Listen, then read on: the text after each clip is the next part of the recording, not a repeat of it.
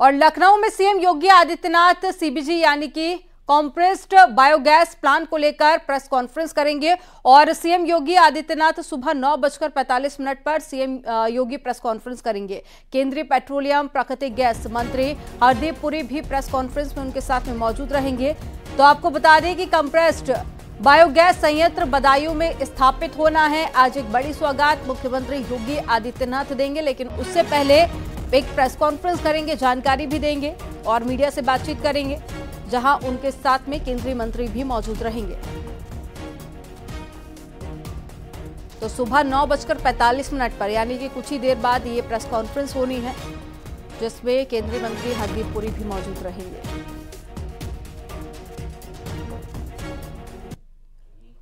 लखनऊ में मुख्यमंत्री योगी आदित्यनाथ आज खिलाड़ियों को प्रोत्साहन राशि और साथ ही नियुक्ति पत्र भी सौंपेंगे। इंदिरा गांधी प्रतिष्ठान में सुबह 10:30 बजे से कार्यक्रम का आयोजन होगा।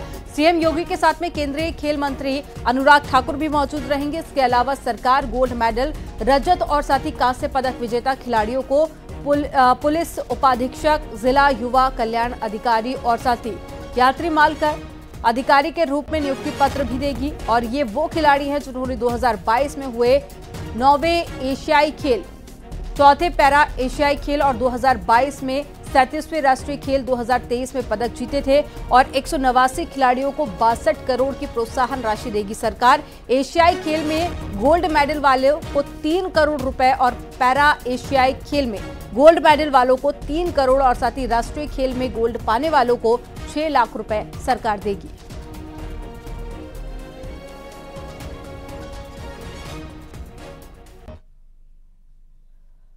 मुख्यमंत्री योगी आदित्यनाथ आज बदायूं के दौरे पर रहेंगे और सीएम एचपीसीएल के एथेनॉल प्लांट का उद्घाटन करेंगे। सीएम के साथ में केंद्रीय पेट्रोलियम मंत्री हरदीप सिंह पुरी और साथ ही बीजेपी के कई वरिष्ठ नेता भी मौजूद रहेंगे। दातागंज इलाके में सीएम योगी की जनसभा होगी और सीएम के दौरे को लेकर पुलिस प्रशासन मुस्तैद हो गई है। प्रस्तावित कार्यक्रम के मुताबिक सीएम योगी और साथ ही केंद्रीय मंत्री हरदीप पुरी दोपहर 1:20 पर बदायूं पहुंचेंगे। जिस एथेनॉल प्लांट का सीएम योगी उद्घाटन करेंगे, उस प्लांट में बनने वाले एथेनॉल की खेतों की पराली से बनाया जाएगा, जिससे कि किसानों की आय दोगुनी करने का सरकार जो सपना देख रही है वो पूरा होगा। सीएम योगी महिला पीएसी बटालियन और साथ ही बिजली घर का भी निरीक्षण कर सकते हैं।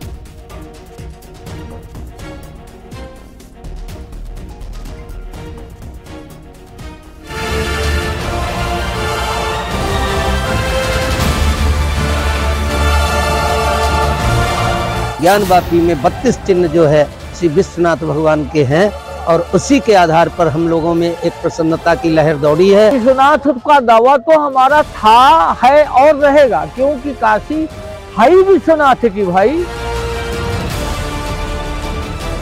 सर्वे के दौरान वहाँ पे एक पत्थर मिला था, एक इंस्क्रिप्शन मिला था और वो जो पत्थर मिला था वो आधा टूटा हुआ है। तो एसआई ने कहा कि इस पत्थर का जो ओरिजिनल है वो उनके पास ऑलरेडी उनके रिकॉर्ड्स में था 1956, 1965, 1966 में।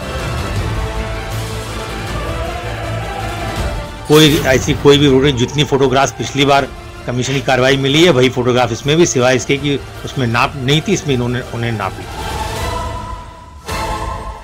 तो जुमे की नमाज को लेकर वाराणसी में ज्ञानवापी पर खासा अलर्ट है और यहाँ पर सुरक्षा व्यवस्था बढ़ा दी गई है।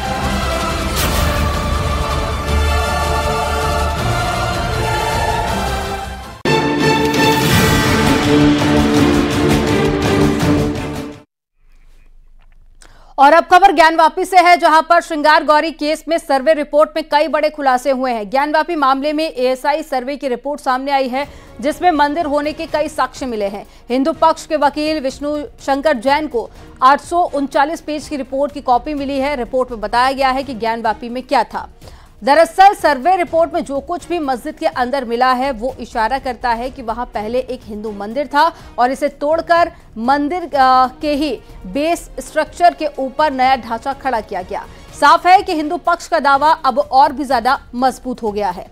सबसे पहले आपको ये तस्वीरें दिखा रहे हैं सर्वे रिपोर्ट में मंदिर के वो 32 सबूत जो बताते हैं कि ज्ञानवापी में मंदिर ही था। तो रिपोर्ट में क्या था वो आपको बता रहे हैं कि मंदिर के पिलर पर मस्जिद बनाई गई। और दूसरा जो साक्ष्य है और इस रिपोर्ट में यह भी दावा किया गया कि मस्जिद के अंदर राम लिखा पत्थर भी मिला है। ये दूसरा सबूत है। और तीसरा सबूत ये कि हनुमान की प्रतिमा भी मिली है, भगवान श्री कृष्ण की प्रतिमा भी मिली है और राम लिखा एक पत्थर भी मिला है और साथ ही शिवलिंग का स्थान भी मिला है। तो मध्यकालीन बर्तन भी मिले हैं इसके अंदर से और यह दावा भी किया गया है। ये चौथा सबूत है। ये वो सबूत जो कि इशारा कर रहे हैं कि हिंदू पक्ष का दावा काफी ज्यादा मजबूत है। मकर की आकृति भी मिली है जो अमूमन मंदिर के अंदर पाई जाती है। इसके अलावा खंडित प्रतिमा भी मिली है। हालांकि प्रतिमा किसकी है ये अभी तक साफ नहीं हो पाया है, लेकिन इस रिपोर्ट में दावा यह कि मस्जिद के अंदर खंडित प्रतिमा भी मिली है, साथ ही शिवलिंग का स्थान भी मिला है।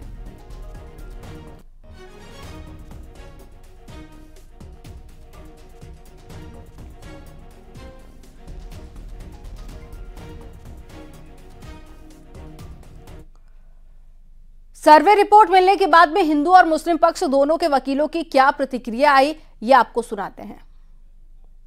चीजें उनको मिली थी, कोर्ट के ऑर्डर की कंप्लायंस में उसको उन्होंने डिस्ट्रिक्ट एडमिनिस्ट्रेशन को सौंप दिया कि एसआई को अपने जीपीआर सर्वे में जो 6 पॉइंट उन्होंने उसमें लिखा है, उसमें उन्होंने लिखा है कि रो 3-4M में जो वाइट सेलार्स हैं उसमें कॉरिडोर के बगल में एक चौड़ा कुआं, एक वेल होता हुआ जीपीआर सर्वे में उनको दिखा है। अब प्री एग्जिस्टिंग स्ट्रक्चर पे एएसआई ने डिटेल्ड फाइंडिंग दी है, वो मैं आपको पढ़ के बता रहा हूँ। Based on the scientific studies and observations on the central chamber and main entrance of the pre existing structure in existing structure, मतलब एएसआई ये कह रहा है कि सेंट्रल चेंबर और main entrance of the pre existing structure में एक existing structure है, वेस्टर्न चेंबर और वेस्टर्न वॉल में है, reuse of pillars and pilasters of pre existing structure in existing structure. मतलब ऐसा ये कह रहा है कि जो पहले का स्ट्रक्चर था एक हिंदू मंदिर का, उसी के पिलर्स को रीयूज यहाँ पे किया गया, दोबारा इस्तेमाल किया गया। ऐसी कोई भी जितनी फोटोग्राफ पिछली बार कमीशन की कार्रवाई मिली है वही फोटोग्राफ इसमें भी, सिवाय इसके कि उसमें नाप नहीं थी, इसमें उन्हें नाप लिख दिया। वो पश्चिमी दीवार में ऐसा कुछ भी नहीं है जिसमें कोई भी ऐसी मूर्ति नहीं लगी हुई है जिससे पता है जैसे कि यहाँ वो मंदिर की दीवार है। हिंदू पक्ष का ये दावा है कि पूरा स्ट्रक्चर मंदिर का है, बस ऊपर से गुंबद बनाया गया है, ऐसा सर्वे में कहा गया है। ऐसा गलत है, वो ऐसा कुछ नहीं लिखा गया उस सर्वे में भी और इसमें भी, इसलिए कि हर जितने भी मीनार बड़े होते हैं हमेशा वो जो 2 पार्ट में होते हैं। ये टेक्निकल है, कभी एक पार्ट में कोई भी मीनार देखेंगे आप तो उसमें वो 2 पार्ट में होगा, अगर एक पार्ट में होगा तो मीनार गिर जाएगा। ज्ञानव्यापी सर्वे रिपोर्ट पे हिंदू मंदिर के सबूतों को लेकर संतों ने क्या कुछ कहा है, ये भी सुनिए।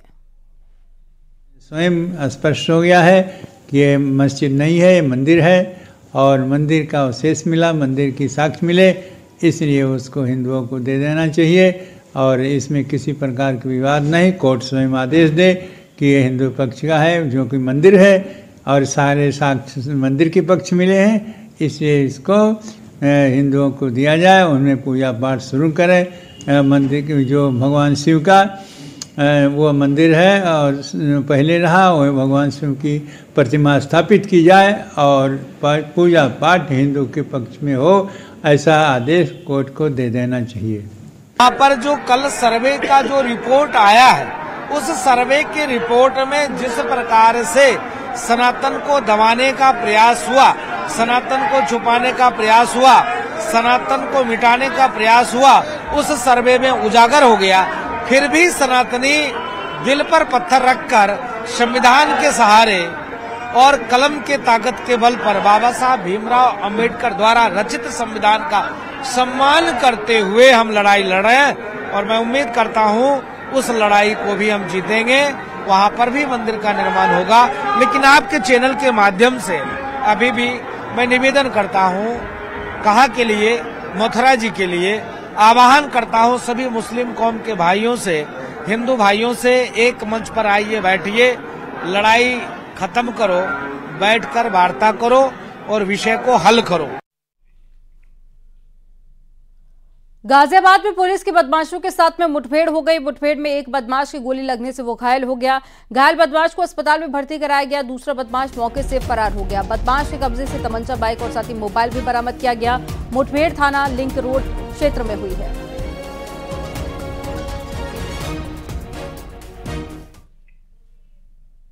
और बरेली में मां बेटे की गोली मारकर हत्या कर दी गई। घटना थाना इज्जत नगर थाना क्षेत्र की है और साथ ही एहलादपुर पुलिस चौकी से महज 500 मीटर की दूरी पर नैनीताल हाईवे पर यह घटना हुई। आला अधिकारी भी मौके पर पहुंचे और पुलिस के मुताबिक मृतका की बड़ी बेटी की शादी तय हुई थी और शादी टूटने की वजह से झगड़ा भी हुआ था। इसी बात को लेकर हत्या की आशंका है। महिला के पति की तहरीर पर पुलिस ने मामला दर्ज कर लिया है और पुलिस पूरे मामले को लेकर जांच पड़ताल कर रही है।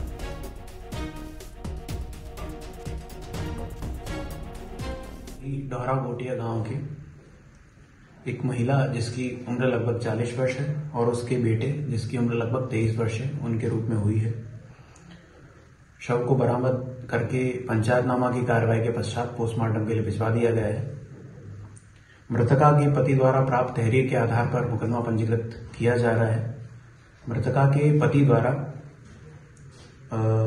2 व्यक्तियों पर शक जाहिर किया गया है। उनके द्वारा बताया गया है कि उनकी जो सबसे बड़ी बेटी थी उनकी लगभग 15 से 20 दिन पहले शादी तय हुई थी जो रिसेंटली ही टूट गई थी और लगभग 1 सप्ताह पूर्व उनसे उनकी कहा सुनी और झड़प भी हुई थी। मृतका के पति द्वारा अपनी तहरीर में अंकित किया गया है कि जिन व्यक्तियों पर उसने शक जाहिर किया है उन्होंने ही उसको मारा है। प्राप्त तहरीर के आधार पर मुकदमा पंजीकृत किया जा रहा है और थाना इज्जत नगर पर अग्रिम विधिक कार्रवाई अमल में लाई जा रही है। और ज्यादा जानकारी के साथ में चित्रंजन सिंह जुड़ गए हैं फोन लाइन पर। चित्रंजन, क्या है ये पूरा मामला, विस्तार से बताइए और पुलिस की तरफ से क्या कुछ कार्रवाई की गई अभी तक? ये लोगों का आरोप ये है कि बेटी की शादी को लेकर झगड़ा हुआ था, उसी को लेकर हत्या की गई है। मगर इस मामले में मां बेटे की हत्या हो गई है और जो उनके सर थे उनको भी मारा गया है, उनको सर को कुचल दिया गया है। घटना की जानकारी होने पर आईजी सहित एसएसपी एसपी सिटी मौके पर पहुंचे और सर्विलांस और फॉरेंसिक टीम को लगाया गया है कि और हत्या में जो नामजद किए गए हैं उनसे भी पूछताछ की जा रही है और जो और तथ्य सामने आ रहे हैं उनसे भी पुलिस निकाल कर देख रही है कि इस हत्याकांड, दोहरे हत्याकांड में कौन कौन लोग शामिल है। जानकारी साझा करने के लिए बहुत शुक्रिया चित्रंजन आपका।